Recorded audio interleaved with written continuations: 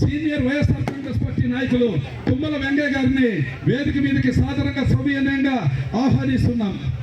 కట్టిస్తున్నాం, మనమే చేస్తున్నామని చెప్పడం జరిగింది. అక్కడ వైఎస్ఆర్ కాంగ్రెస్ వాళ్లే కాదు, టీడీపీలో ఉండేవాళ్ళు కూడా వాళ్ళకు కూడా అర్థం కాక ఎరుసూపులు చూడటం మొదలుపెట్టారు. ఆ సభలో ఏందయ్యా ఈయన 17 మెడికల్ కాలేజీలు తెచ్చాడట, మనకు తెలిసి ఆయన 4వసారి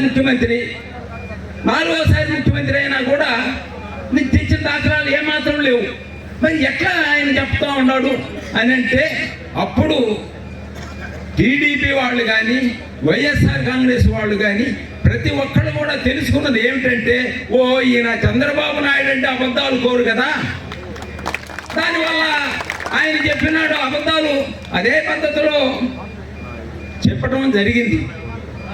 ప్రతి ఒక్కళ్ళకి చంద్రబాబు నాయుడు వాళ్ళ ఫ్యామిలీలోనే ఆయన్ను ఎవరూ నమ్మరు. ఎందువల్లంటే చంద్రబాబు నాయుడు అనే వ్యక్తి ఎన్టీ రామారావుకు అల్లుడు. కార్యక్రమంలో ఈరోజు ప్రతి మండలంలో ప్రతి గ్రామంలో ఈ కమిటీలు అనేది ఏర్పరిచి ఏ విధంగా చేయాలి ఈ కమిటీ మెంబర్స్ అనేది తెలియపరచడానికే మనం ఈరోజు ఈ మీటింగ్ పెట్టుకోవడం జరిగింది. మనకు ఎన్ని కమిటీలు పెట్టినా ప్రజలు మన పక్కనే ఉండాలి. అయితే ఏదో పొరపాటు జరిగింది కాబట్టి మనం ఓడిపోవటం జరిగింది, అంతేగాని ప్రజలు అందరూ కూడా మనతోటే ఉన్నారు. అయినా కూడా అయితే చంద్రబాబు నాయుడికి ఆయన కొత్త విద్య నేర్చుకున్నాడు. ఏమిటంటే ఏ విషయమైనా 10 సార్లు చెప్తే ప్రజలు నమ్మతారు అనేది ఆయనకి తెలిసిన విద్య. ఆ పద్ధతిలోనే 14 నుంచి 19లో నేను రుణమాఫీ చేస్తాను అని చెప్పడం జరిగింది. చెప్పాడే కానీ చేసిన దాఖలాలు ఏమాత్రం లేవు.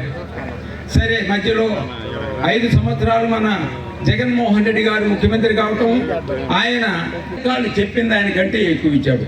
ఆయన ఒకటే మాట చెప్పాడు, ఎలక్షన్ ముందు కానీ ఎలక్షన్ తర్వాత కానీ ఎప్పుడైనా సరే మనకు కులము మతము పార్టీ అనేది లేదు, ప్రజలు ప్రతి ఒక్కరూ బ్రతకాల.